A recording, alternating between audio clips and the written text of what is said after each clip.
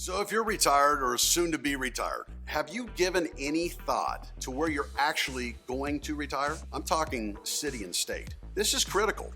It can literally make or break a retirement plan. Today, I'm going to show you the top 5 things you need to consider when you're considering where to retire.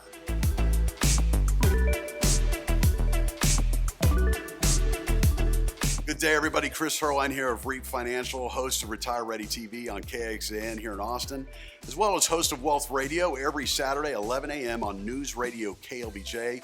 Thanks for tuning in with me today. Hit the subscribe button down below. We drop new content every Wednesday.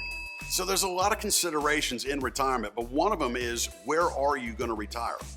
City, state, location is a big deal.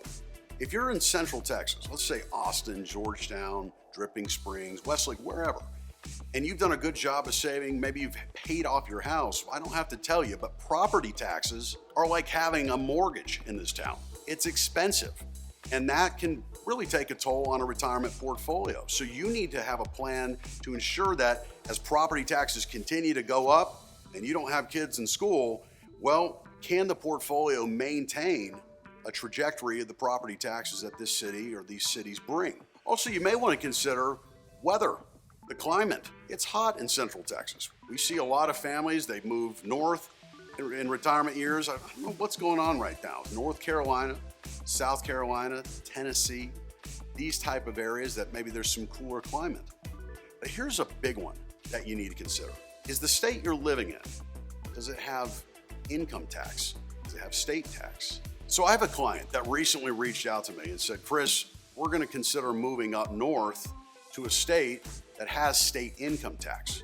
As most of you know, Texas does not have a state income tax. And I said, well, before you put an offer on the house up there, let me run some numbers. This gentleman's going to be living on his Social Security, he's going to be living on his IRAs and 401ks and brokerage accounts in retirement. And the plan that we had built for success was in a state that had no income tax. When we reran the numbers of him moving to a state with income tax and projected his life out to age 95, he had over $150,000 less in his retirement accounts because he was in a state that had state income taxes, $150,000.